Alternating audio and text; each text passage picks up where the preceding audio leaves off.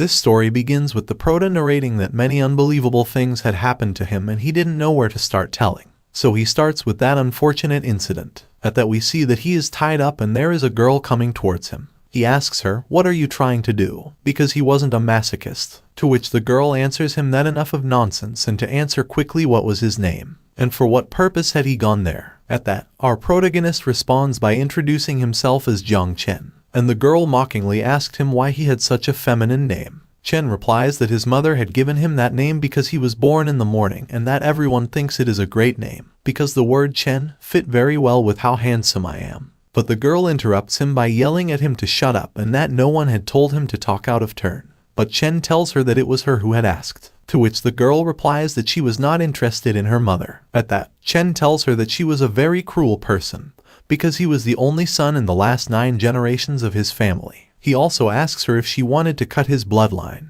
The girl replies to him that on the face of it, he had a lot of potential to be a good toy, and that right now, he will just answer her questions and nothing else. The girl also tells him as she approaches that if he started talking nonsense again or lying to her, she wouldn't mind at all cutting off his pathetic bloodline. So she also tells him that she had never seen him before in the city of Wangle. At that she asks him to tell her the truth and asks him where exactly he was from. To which Chen replied very scared that he was from the north. Then the girl asked him where did he get that tail, and Chen replied that it was just a drink. The girl tells him that she knew that it was a drink, but what she had asked was where he had taken it from. Chen replied that he did not know how to explain it. The girl is furious and yells at him to stop acting like an idiot and answer her. To which terrified Chen begs her why not kill him, instead of scaring his precious baby like this. The girl, while pointing a gun at him, asks him if he didn't think she had the guts to do it, and that she agreed to kill him. But Chen tells her that how dare she do it, to someone who had just saved her life. He also asks if this is how she treats people. At that the girl puts away her gun and tells him that maybe she had overdone it just a little. Chen tells her to trust him, since he was not a bad guy and had no bad intentions. To which the girl asks him if he was from the Northern Alliance. But Chen replies that no, he was just from a certain place that was more prosperous, and that he was just collecting some useful things for a person, while at the same time getting rid of some excess goods,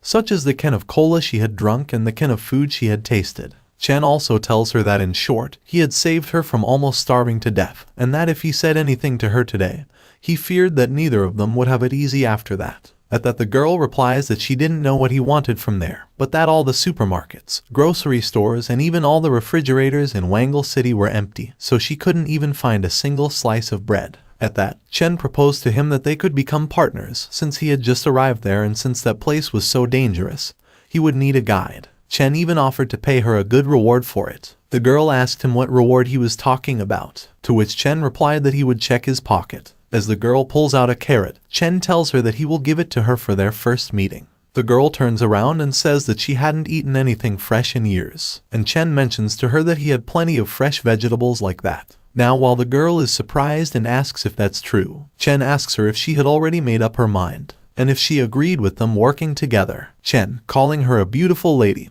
also tells her that he had not heard her name yet. At that, the girl introduces herself as Sun Jio. Now the girl pulls out her gun once again to point it right in the face of our protagonist. She tells Chen that she would clarify something to him, that if that partnership included any unusual service, she would blow his head off. Chen replies that it was nothing like that, and that he just needed an experienced guide. Jio asks him what exactly was he looking for. Was he looking for slaves? Chen replied that she had misunderstood everything, since he did not need slaves, that the only thing he was looking for was technology. Now Chen goes on to explain that it was technology just like the laser gun she was holding, and the computer in her arm.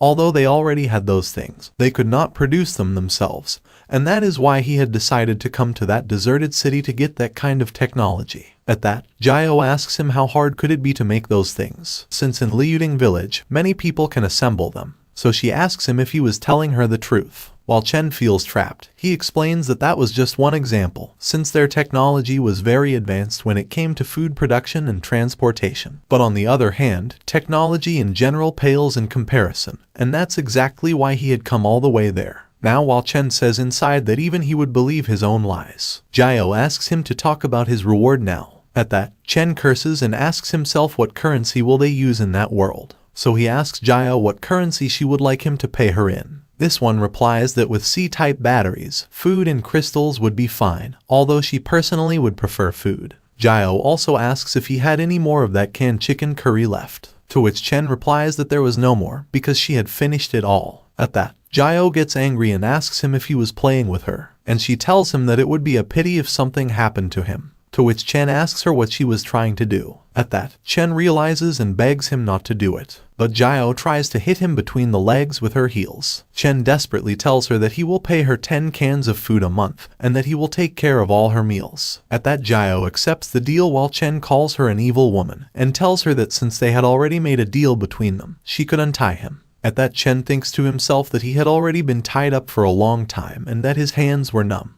But at that, Jio tells him that from now on, his safety was her responsibility, to which Chen replied that this was all nonsense, because who was going to pay her if he died? Jio replied that she would be praying to the gods that he would not die, and also asked what they would do now, and if they would get out of there. But Chen replies, why go out, and explains that this will be their meeting place for the time being. But Jio tells him to look around, that there were monsters everywhere. And at that, Chen replied that he should not worry, because that was the safest place for the time being. Now we are told that this was the city of Wangle in the year 2190, and that zombies and strange creatures roamed the streets, and that everything was in ruins. Chen tells that he had graduated from college in 2017, and that he shouldn't be there. So therefore, he had traveled through time, just like those popular time travel TV series, but that however, instead of going to the past, he had traveled to a parallel universe similar to Earth. Now Chen recounts that never in his wildest dreams did he think he could have such an ability, and that is for the reason he would have to start from a few months ago. Now we see a memory of our protagonist. In June 2017, the boy had a phone conversation with his mother. She was asking him how was he doing at work, and what if everything was fine. Chen replied that it was going well, to which his mother asked him what he meant by doing well and if that was a bad thing or a good thing.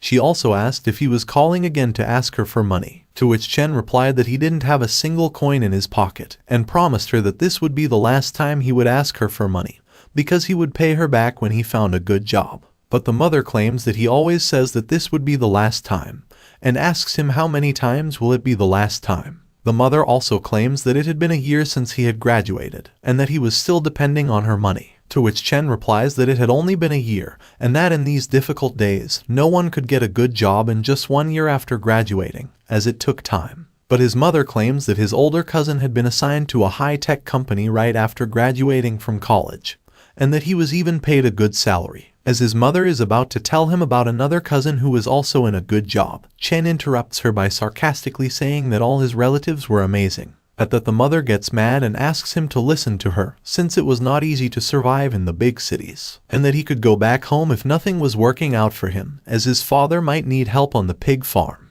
But when Chen replied that he was not interested in raising pigs, she became very angry and yelled at him that there was nothing wrong with that, since they had gotten the money from there to raise him and pay for his school, so he should be grateful to the pigs. At that moment, Chen takes the opportunity to hang up on him and tells him that he had some things to do and that he had to go. After hanging up, he thinks that surely no one would believe him that his mother had not practiced for a lion's roar. Now as he sips a canned drink, he wonders who could take his mind off all his problems. He says that only the drink could. At that, he remembers that his name is Jiang Chen, 23 years old, and that a year after graduating, he still couldn't get a decent job. Now Jiang Chen seems to see a shooting star in the sky, and he remembers that the legend says that shooting stars made all dreams come true and decides to check if that was true. So the boy wishes for a good job, and that this time he would take the job seriously, and work hard to be promoted and become a manager and then be appointed the CEO of the company. After that, he would marry a perfect supermodel and he would reach the top of his life. But at that, Chen notices that the shooting star is deflecting and thinks that this is very strange. But he also realizes that it was heading towards him and that it had taken him by surprise. Now Chen tells us that that sounded ridiculous if he told it, but that he had actually been hit by a shooting star,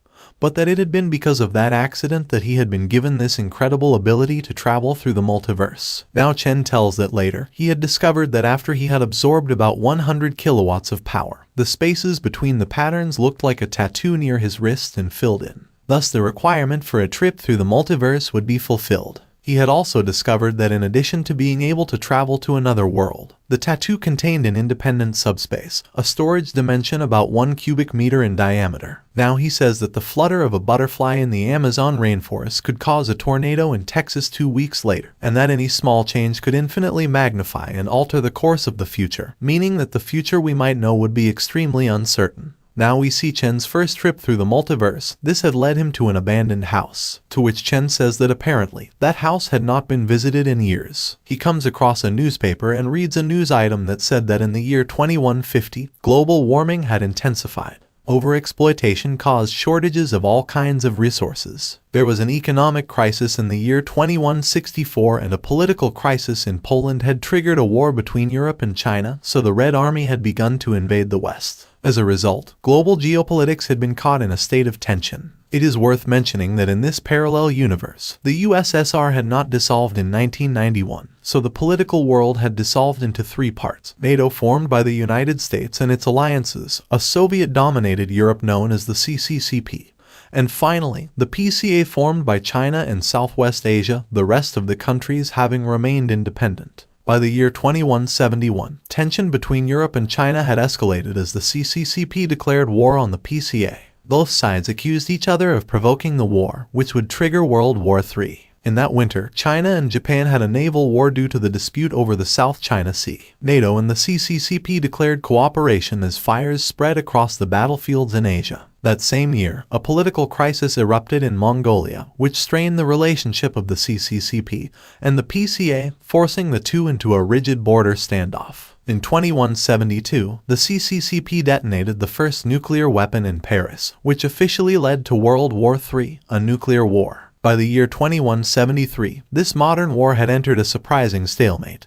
The whole world experienced nuclear consequences. Not a single plant escaped extreme destruction. The nuclear winter covered 80% of the Earth in ice and snow. Ironically, this had put an end to global warming, chaos, famine, disease. This modern war took only 2 years to wipe out humanity almost completely and caused huge economic losses that far exceeded the combined losses of the previous world wars. As such, peace came naturally and neither side had emerged victorious. Everyone knew that if the war continued, no one would survive. In the new year of 2174, the peace treaty had officially come into effect. The Habitat Revitalization Program had been launched to eliminate radioactive contamination. All nations had participated in funding the program. In the fall of 2175, the United Nations had announced the abortion of the program because the cells developed for nuclear waste disposal had mutated uncontrollably when they encountered radiation. At the same time, due to attacks by unidentified forces, these mutated cells began to spread throughout the cities. The infected humans became zombies. The whole world was plunged into a great biological catastrophe. All institutions were paralyzed, and all law and order that once governed civilization disintegrated within days. In the year 2176, the United Nations had launched 6 colonial warships towards Captain 8, located on Alpha Centauri,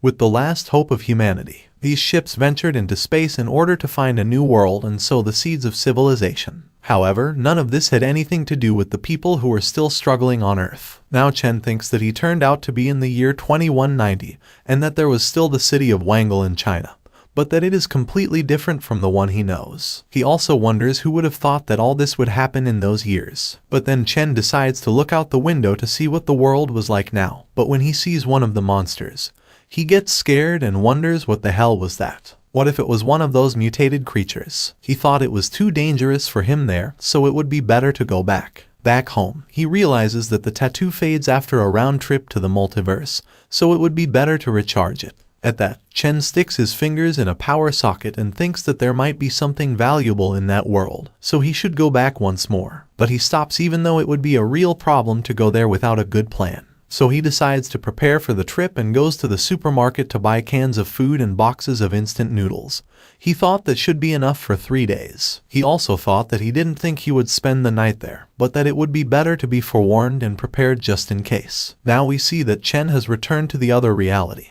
He is in the middle of a city where he thinks that everything was very quiet, and apparently the zombies don't come out during the day, but that he still had to be extremely cautious, since after all, he knew almost nothing about that world, and that first he needed to find a safe place as a point of reference. At that he notices a place and says that's just what he was talking about. But noticing that the door was closed, Chen asks through the window if there was anyone inside. Seeing that there was no one, he decides to enter and believes that the place had been abandoned for a long time and believes that it should be safe for him. But at that moment, something was crawling on the floor asking for help. But Chen thinks it was a ghost and terrified he kicks it in the head. But he realizes that it was a human voice, and not only that, but it was a girl. And this is where the protagonist had met Jio for the first time. She calls him a brat and that she was going to kill him. Now at that moment, Chen thinks that because this girl is a beauty, he had to save her, so he asks Jio what had happened to her, to which she replies that she needed some water. Now while Chen searches in his bag for some water, as he had brought a couple of extra bottles, he drops Jio's head and hits the ground. At that, Chen gives him some water and tells him to drink quickly.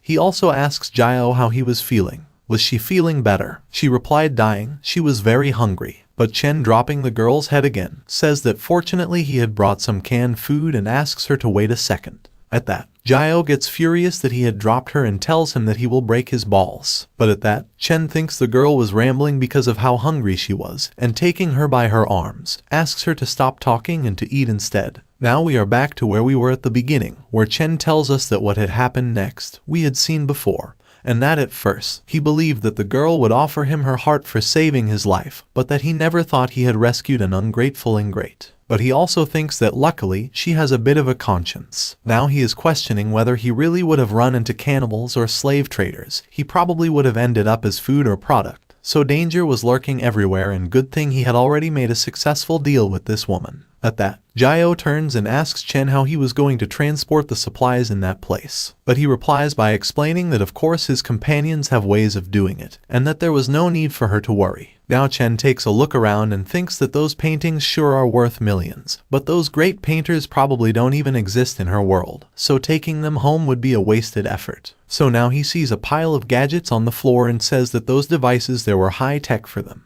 But Jio replies to him that most of the devices had stopped working with the nuclear explosions, but nevertheless, he could move some of the important parts and exchange them for some useful things in any survivor base. Now Chen thinks that since those devices existed before, it means that there might be someone who could reproduce them again. So if he traded food, there would be many geniuses in that world who would struggle to work for him, since after all, in this post-apocalyptic world, those complicated skills were worth almost nothing, and that those physically inferior technologists were exempted to a life in the slums because they have geniuses who are masters in producing military weapons and other high-level technologies working for them. At that, Jio tells her that to be honest, she doesn't see much point in reinforcing that building structure, since as long as they don't make too much noise, those brainless zombies won't find them. She also tells him that there are no powerful mutants in that area, and that doing that was just a waste of time. But Chen interrupts her, saying that he wasn't preventing against zombies, as he knew that if he left those nasty creatures alone,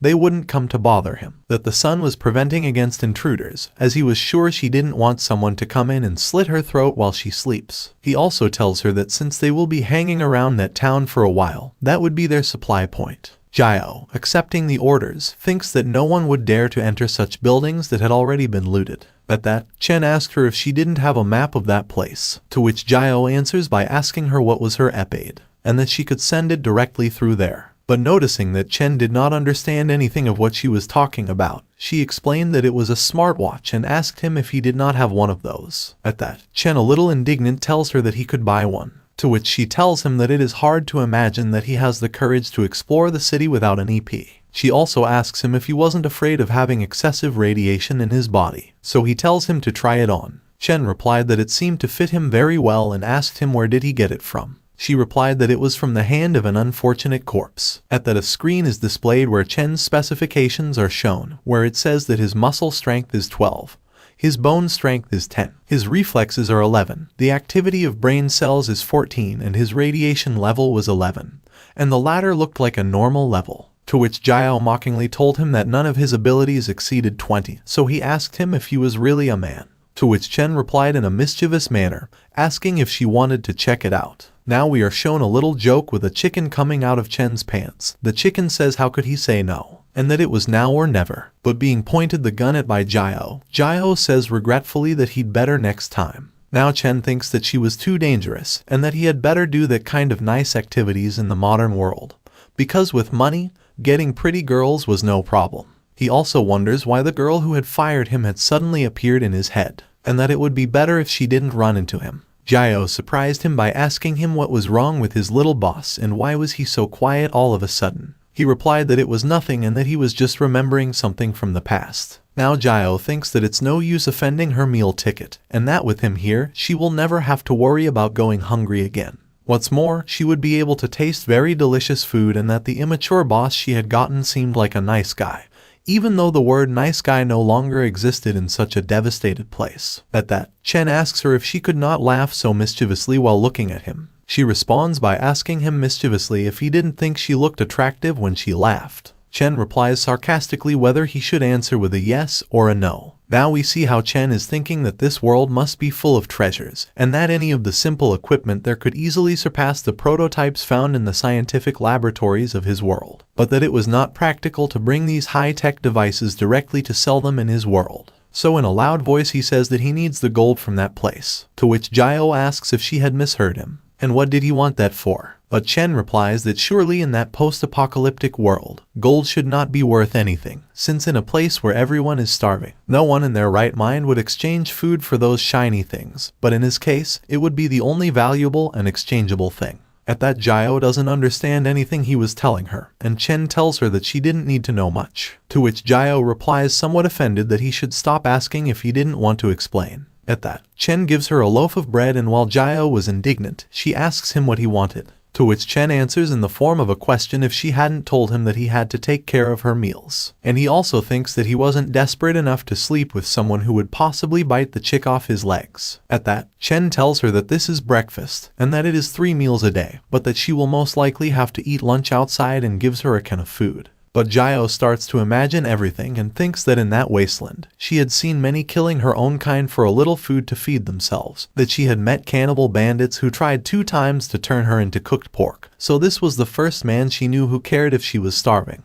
At that, she asks him what was that about breakfast, to which Chen replies that she will have stomach problems if she didn't eat breakfast, and that eating in the morning will make her feel more energy. Now as Chen remembers that this was a post-apocalyptic world, she thanks him very sorry and also tells him that she will do her best to find the gold that is stored in the bank vaults, but that moving them there would be more difficult than finding it. Now Jio explains to her that the EMP created by the nuclear war had destroyed most of the electronics in the city, and that all the cars that are on the streets had been turned into pieces of steel. So those technologies that were advanced were severely damaged. Unless they get professionals capable of making repairs, there was no way she could find a drivable vehicle in that place. But at that, Chen tells him to take it easy and just concentrate on investigating, as he needed to know the environment, the level of danger, and the exact location of the gold. He also tells her that that was all and to try to get back before dark, to which she replies that those zombies are much smarter when the sun goes down. Once Jio gets all her things ready, Jio says goodbye and Chen stops her by asking her to show him her PD status. The system indicates that her muscle strength is 44, her bone strength is 61, her reflexes are 40, her brain cell activity is 13, and she has the level C tissue repair vaccine and the T virus vaccine. At that, Chen feels humiliated and wonders if she was human, and he thought that there was no time to lose and that he should leave right now. Back home, Chen says he feels much safer in his world as he checks his time to recharge his power to travel, and thinks that with the extension cord, it would take forever to charge. He is then seen at an electricity box thinking that if Sun Jio returned and did not find him there would surely be trouble, so in order to recharge as quickly as possible, he would have to borrow some electricity from there. Upon receiving the power, he says that this was pure satisfaction, and when he notices that he had left the city in the dark, people start complaining about the power company, wondering angrily what would have happened with the blackout again,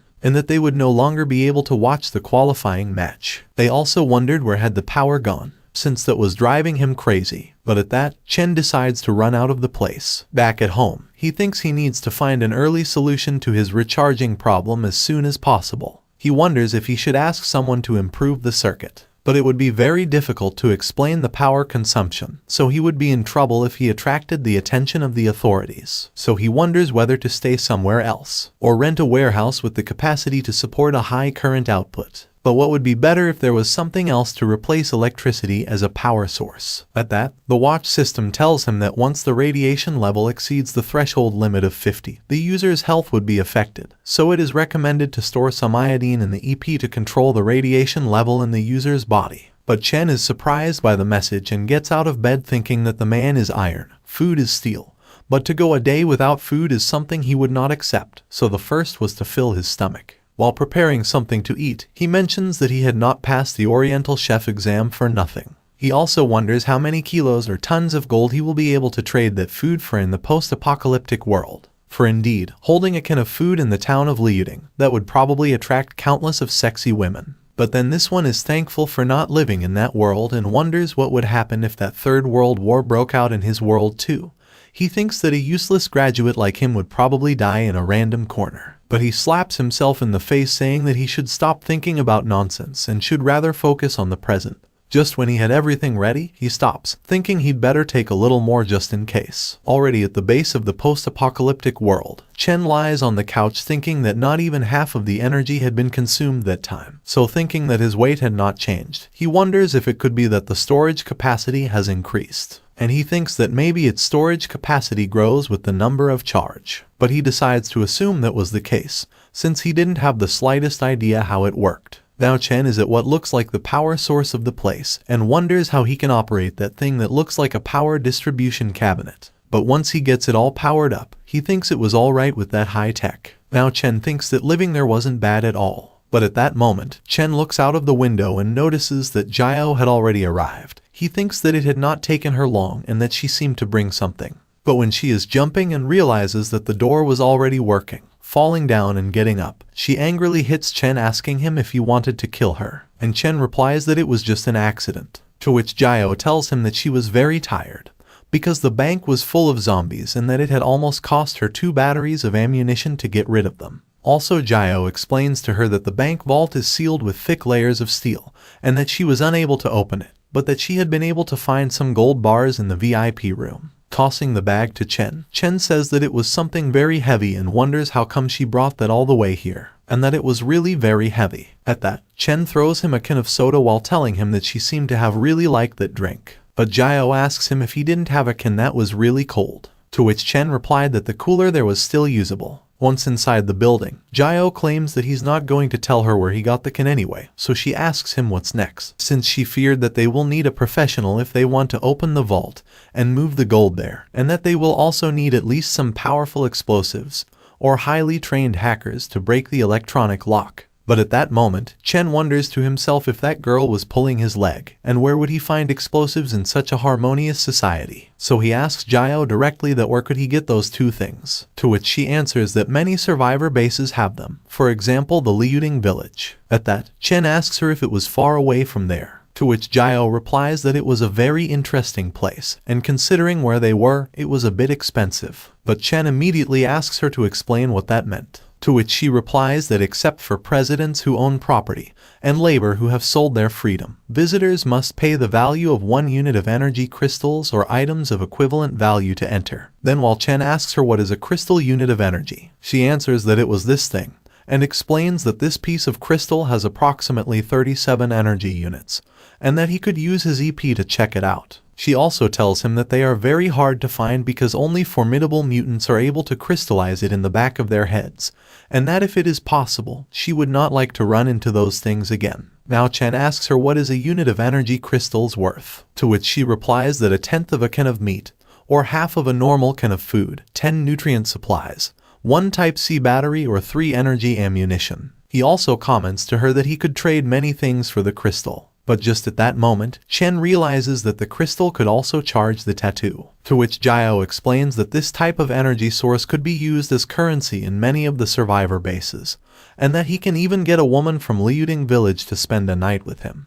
Chen, a little embarrassed, offers Jiao to exchange 37 units of energy crystals for 4 cans of food, to which she accepts without hesitation and tells him that he does have plenty of food, but that trading like this will make him lose out, because if he trades this way with others, they will take advantage of him, since 10 units of energy crystals are worth a can of food. Also that will depend on what kind of food it is, because the canned foods in Liuding village are mainly mutant fish meat, and that many of them even come with mixed sand and even human flesh. After that, Jayo mentions that the chicken curry and beef stew was the first time in his whole life that he had ever tasted these delicacies. And if he didn't believe her, she tells him that the merchants here use mutant cows to move goods, and that she once had the pleasure of having a meal with mutant cow meat, and that even the dry texture was enough to make her feel extremely satisfied. Chen replies that he believed him, while he says inside himself that that world was not as simple as he had thought, and that he was very weak, as if she wanted his fortune she could easily kill him.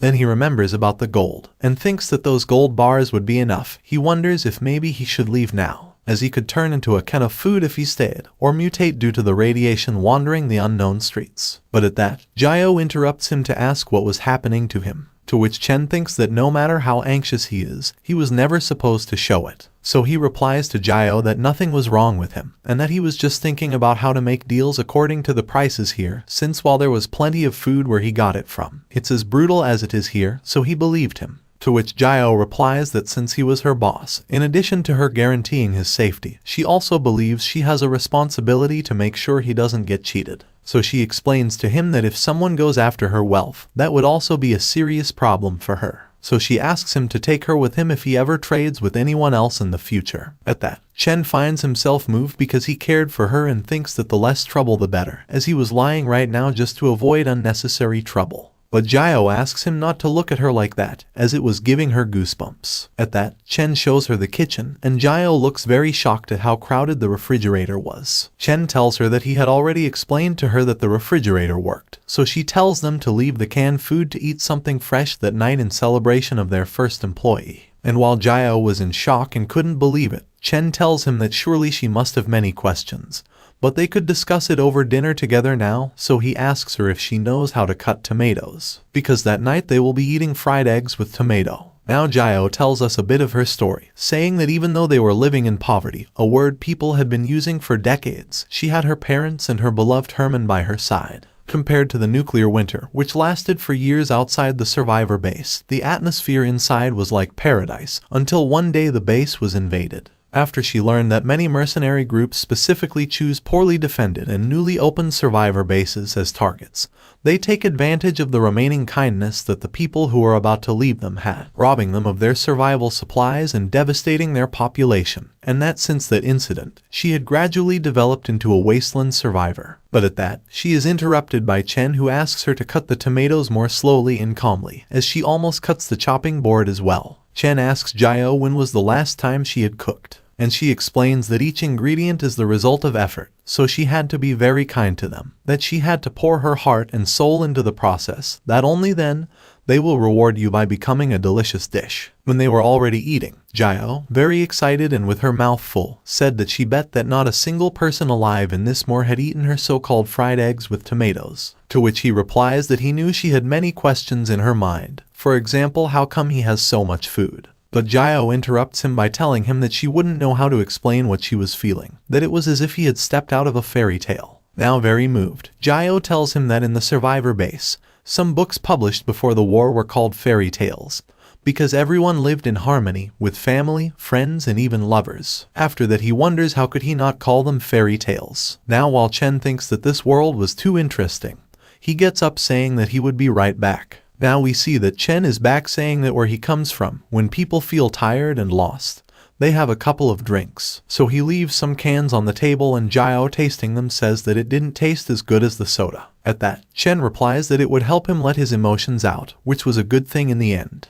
But Jayo replies that 2 drinks were not enough to let them out, to which Chen asks him if he was serious. By now they were both too drunk and shouting that they should drink themselves to sleep. But Chen was apparently telling him a story, and he continued with his tale. Chen tells that the monsters she had told him about before were nothing, because where he was from, they have that kind of monsters called graduation, and that it was the most terrifying thing for college students, because not only it swallows the carefree life of the students and the monthly expenses given by the parents, but also forces them to go to a completely unknown city to battle, and they would have to carry on their shoulders the dreams, hard work, and a lot of buff. At that, Jio interrupts him to ask him what was that buff, to which Chen did not know how to explain him exactly and tells him that it was like the strengthening solution they had here, but that was not the point, so he asks him to let him finish. So Chen kept telling him that then you have to go into a company, and the livelihood, the job, your boss, everyone would come and torture you. But at that, Jio hits him and tells him that that was nothing, because with his physical stats who knows who is the one who would be tortured.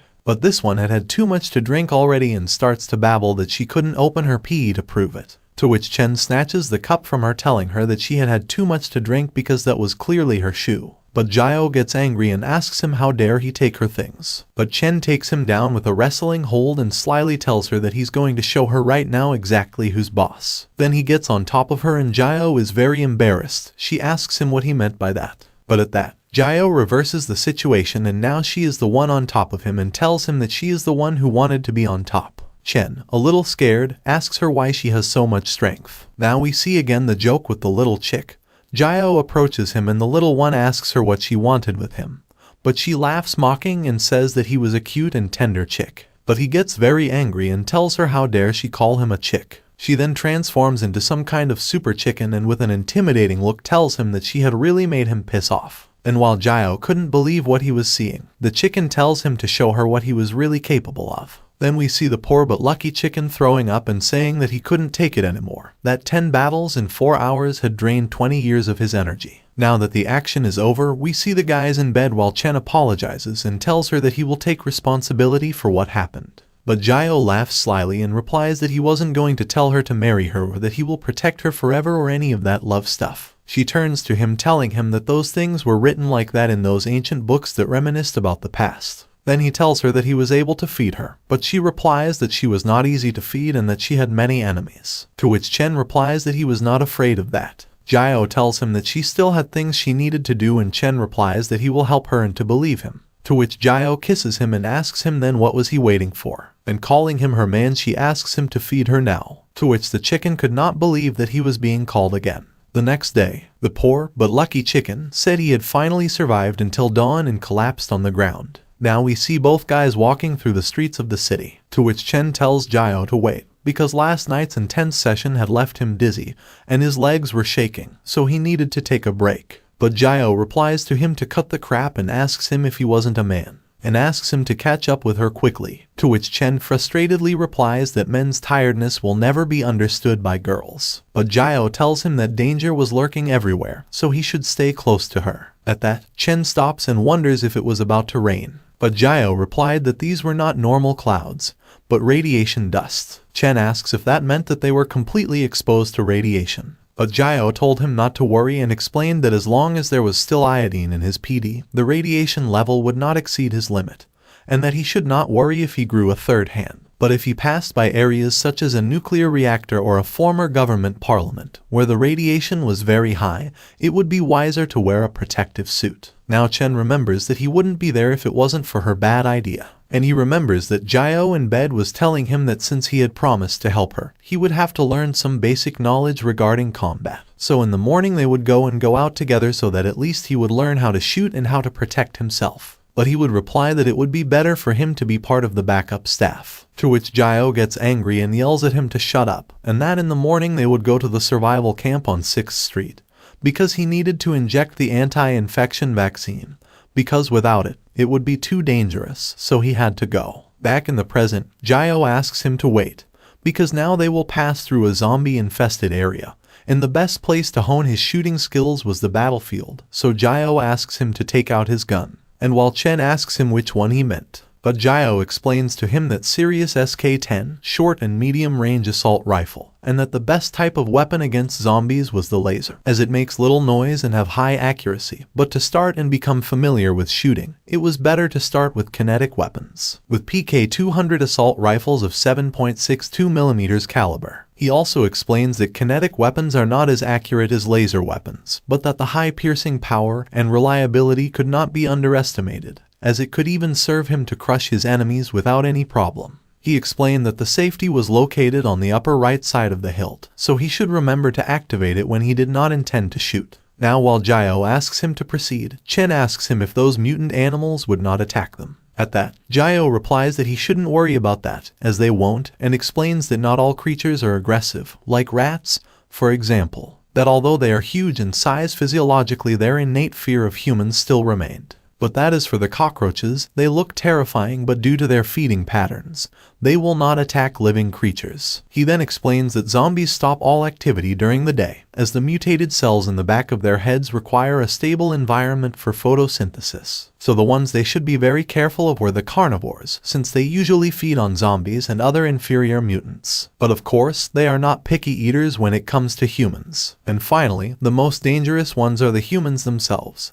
So if someone pointed a gun at his head, he should not hesitate to shoot him first and immediately. But while Chen thinks that that world was too dangerous and that it was even a big problem to survive in those conditions, Jayo stops him with her elbow. She says that something wasn't right and that all the mutants around them had slowly disappeared, so it was very likely that something very dangerous was around them. To which Chen asks her dangerous like what? And Jayo replies that if he had never heard of the Death Claw, that it was about carnivores of some kind. But while Chen wonders what is this Death Claw, an explosion startles them and Jayo immediately runs to see what it was all about as she tells Chen that there was a battle and asks him to follow her. To which Chen asks her if she was sure that they are not going the wrong way. She then says that being with such a meddlesome woman is sure to bring her a lot of trouble sooner or later. Now we see how some guys are facing a big mutant. One of them says to keep shooting and to throw more explosives. While this one says he needed ammo, he asks everyone to attack, while another one of the subjects tells them to concentrate on attacking the mutant. But that thing hits one of the guys while Jayo and Chen were watching everything.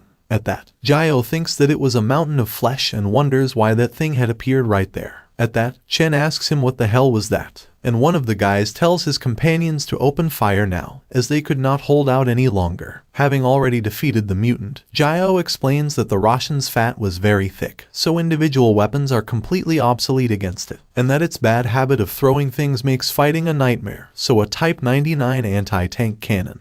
That was practically the only one that could annihilate the Russian. At that, Chen asks him what those guys were doing, to which Jayo replied that they were collecting crystals and that the fat from the Russian could be used as fertilizer or as organics and phospholipids in nutrient solutions. But Chen became uncomfortable and wondered why that nutrient solution sounded like food, and that he swore never to touch any of those nutrient solutions. But at that, one of the subjects realizes that there were Sibyls in the area and welcomes them to the 6th Street, so due to the usual procedure, they had to show their genetic code. Now this subject explains to us that the genetic code is a type of code based on an algorithm developed through a person's genetic sequence and is used as the user ID of an EP. Due to the wide adoption of the EP and the uniqueness of each genetic sequence, this code became a form of identification, since after all, they were living in the post-apocalyptic world where the government does not exist. Therefore, to prove the identity of any person, DNA is the best option. To which Jayo adds that many survivor bases that have law and order in place will perform an inspection of genetic codes before granting access, and that the goal of this is to arrest criminals who have ever violated the rules at any of the bases. Now the guy asks them to open the door and that there was no problem, that the two of them could go in right now. Once inside, Chen says that he had always thought that only savages existed in the wilderness, and that he could not believe that he had seen some traces of civilization. But Jayo replies that his opinion was the opposite of his, as he believed that civilization was everywhere in that piece of land. It's just that his way is really unique. At that time, Chen tells us that humanity was a product of human adaptation and increased understanding of humans themselves, and that therefore, civilization exists as the cultivation of all the spiritual, intellectual, and physical discoveries of mankind, so it does not have a precise definition and can exist in any form. In that case, one could say that civilization exists there, only that it had developed abnormally. And if the level of technology on the 6th Street had to be summed up in one word, it would be disproportionate, since you could see a soldier carrying an old automatic rifle, while a merchant calculates the price of products with a holographic computer. He also tells that people with missing limbs were everywhere, that some use canes, while others have robotic arms that are more agile than a real arm. Chen goes on to narrate that if the standard of life here had to be summed up in one word, it too would be disproportionate. For men and women who looked like a bag of bones were everywhere, and that even the slightest energy they could use to cry or call for help would vanish because of hunger. But Jayo, noticing how distracted Chen was, tells him that absolute neutrality was the fundamental principle of the 6th Street in this paramo, since the laws were very simple there. He explained that murder and robbery were punishable by death, tax fraud by eviction, and intentional damage was punishable by imprisonment.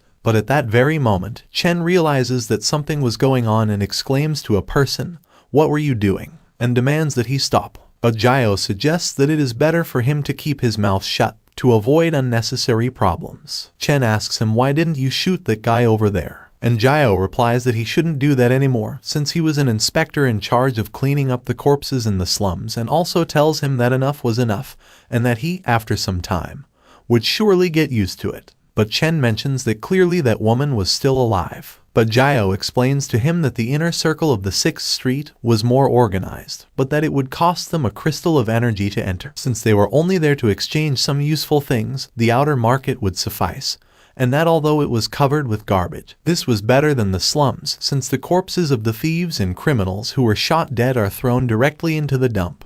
And that at night, the inspectors would drag those corpses to the farm and mix them with the fat they took out of ration today, turning them into fertilizer. He also tells him that some of the most notorious criminals are coated with formalin and nailed to wooden poles, to which Chen says that was rhetorical cultivation. Now we see how two guys are arguing about the price of some women. One of them tells him that he will only offer him 30 crystals for the women. But the merchant tells him to look at those faces, the breasts, and their bodies. He also tells him that this time he guarantees that the products are of the highest quality. So he asks him to look at the details, since none of them had any problems. So it couldn't be less than 50 crystals. The other guy replied that 40 crystals was the maximum, and would he take it or leave it? But the bargainer, in accepting the deal, complains within himself about the manufacturers, as he was including bargaining programs in the actual robots. He then tells him that he accepted the deal only because this was one of his regular customers, to which the robot tells him that next time, he will not forget to bring the products with the same quality, and that he will not forget the discount either. At that, the merchant replied by wishing him a good day, that he would keep his promise. At that, Jiao sees everything that had happened and says that it was the New Ray Hotel. To which Chen asks him what hotel was that. But Jiao explains to him that it was nothing more than a place of low life that provided all the exclusive services to the guests, implying what she was trying to explain. She then tells him that in that place, the slaves are expendable, and they are used to satisfy all kinds of sick demands. Indignantly, this one tells that in the town of Liuding, she once overheard a guy bragging about how tender the girls at the New Ray Hotel were, and that by tender, he meant in some edible form. He also tells that as for that slave trader, he is probably part of the group that invaded Survivor Base 101. He also explains that these slavers used cloning technology and nutrient supply to provide low-cost clones, so the clone people were more product than human. At that, Chen asked him what exactly was a survivor base, to which Jiao goes on to explain that it was something quite peculiar, as each base had its own unique design philosophy, but all with the same goal of achieving the highest survival rate. Now they tell us that she had been born in Survivor Base 71, and that thinking about it, she had been very lucky for that, since that design philosophy was to use artificial intelligence to govern human nature. Although their lives were very rigid, at least they were happy, and some Survivor bases were not as lucky. Then she says that she had heard that the design philosophy of Survivor Base 70 was to use all means to rule people, with the goal of creating a spiritual leader to motivate people's desire to survive. So because of that junk design, the Survivor Base had become a hell in less than 10 years after the encirclement. He says that spiritual leader had abandoned all civilized consciousness and became a barbaric tribal leader. Jiao also said that the leader had used security procedures as an excuse to get rid of all the men, leaving only the women and using them as slaves. Now Jiao tells that as far as Survivor Base 101, she assumes that it was a base without humans, but that of course, they had stored the DNA of the elites of the human race, and that at the end of the lockdown period, they activated the embryo culture tanks. So those perfect bodies were born, and then they were introduced to a series of memories in a short period of time using virtual reality. And God only knows what the intention was with those products that came out of those hatcheries, and that maybe the designer had already provided how popular these people would be after the war. That invited Chen to think about whether this would be the end of humanity. Now the Prota finds himself in front of a merchant robot, who introduces himself as a Type 2 crystal-powered robot working on the 6th Street of this park, and tells him that his job was to evaluate the prices of the goods that would satisfy the needs of this base. He also explains to her that the concept of annoying was not within his core programming, but to face all the things that humans brought in every day, metal scraps, rotting bodies, that this was something really distressing. Now he invites Chen to negotiate and calls him an honorable guest, to which Chen greets him and tells him that he would like to sell a product. To which the robot replies that for a second, he thought his central processor was malfunctioning, because his scanning system told him that the item was completely free of some kind of radiation. Now he explains that that product was a perfect quality canned food containing what humans of the past, before the war, called fresh meat. Now the robot asks him if he had any more products similar to that, to which Chen replies that he had plenty of those. So the robot asks him to please go to the VIP room to receive payment, as a merchant will be there for his service. At that time, a girl greets Chen and Jiao, welcoming them to the VIP room and telling them that it will be a pleasure to serve them, so he asks them to please come in. But at that, Chen is surprised to see that it was a tea room. Once these two left the negotiations, the merchant girl wished them a good day, and that they were waiting for their next visit. To which Jiao tells her that only 50 crystals for each can of food, with that price they had practically stolen it, and explains that these are not normal food, and that they were luxury goods, so if they managed to take them to the rich of the circle, they would pay double. But at that, Chen thinks that he didn't care how much a can of food cost, since 1 unit of crystal was enough to charge his tattoo bracelet up to 30%. He then replies to Jiao that he agreed, and that she had already told him at least 50 times. To which Jiao asks him if he knew what kind of place that VIP room was. Chen replied that it was a place to exchange valuable goods. But Jiao replied that it was not, and asked him to come closer to tell him more. Jiao told him that this room was where he could receive special services, and asked him if he didn't think that she had ruined his chance. But Chen replied that why would he ruin it, since he preferred her. But at that, Jiao warns him that someone was following them, so he asks her not to turn around and act as if nothing happened. After Jiao kisses him, she tells him that no one would dare to cause trouble in that place, so she had her methods to deal with those rats, and that they won't notice them if they pretend to be lovers. She then asks him once again not to turn around and that they would get them off his back at the next intersection. Now the boys are in a clinic. There we see how the nurse explains that the T-type vaccine prevents zombie infections and that the genotype booster will increase muscle strength, reflexes, and bone strength by between 10 to 25 points. So the effect will have a gradual effect of between 3 days. He then tells him that there are 55 crystals in total and to please pay first. Now having finished, Chen asks Jiao if that was all, and what did they do now? Jiao replied that now they should go to replenish their ammunition in the weapon store and that they would stay there that night, as the night here was full of terrors, but also full of opportunities. Switching scenes, Chen takes a snack and asks Jiao if she was sure it was okay for them to do that. To which she replies that the people living here are rich or even richer, so if someone entered the room without permission, they had the right to shoot without asking. But Chen replies that if so, why didn't they get rid of that guy and have dinner? But at that, Jiao takes his gun and points it at the guy, who tells him in despair that she must have the wrong guy and that he really didn't do it. To which Jiao hits him and tells him that she wasn't asking him if they were being followed, she was asking him who had sent him. At that, Chen thinks to himself that who knew son Jiao could be so terrifying. He then says that in order to understand this scenario, we would have to go back half an hour. Half an hour earlier, Chen says that she should be an obedient woman, and that he will have to teach her a lesson next time. He also says that only God knew where son Jiao had gone now, that he didn't even say goodbye before disappearing. Then he says that he didn't know that there were anti-aircraft guns installed on the roofs of the hotels in that world, so he needed some canned fruits to overcome the panic. But at that, down falls a guy tied at Chen's feet. This guy says that he really didn't know anything and that this was an illegal punishment, and that the guards of the 6th Street won't let her get away with it. But at that instant, Jiao appears through the window saying that she didn't have time for his nonsense, and because of his clothes, how could a refugee like him show up in the prosperous 6th Street district? To which the guy replies that he was just passing by and wasn't doing anything. But Jiao tells him that she hadn't asked him what he was doing, and that she had chosen him because she had seen him hiding, so it looked like she was right. The guy introduces himself as Hule, to which Jiao tells him that wasn't what she wanted to hear, but that to speed up her mental process, she would break one of his parts. At that, the guy tells her that he really didn't know anything at all, so she asks him to please let it go. But at that, Jiao starts a countdown and Chen asks him to wait a moment, as he was not a big fan of solving problems with violence. At that, the guy turns around and thanks Chen, but he replies that if he didn't stop pretending, then he wouldn't mind letting his assistant have some ideas like inviting a mutant dog for dinner, as he was sure it would be a very nice meal for the dog.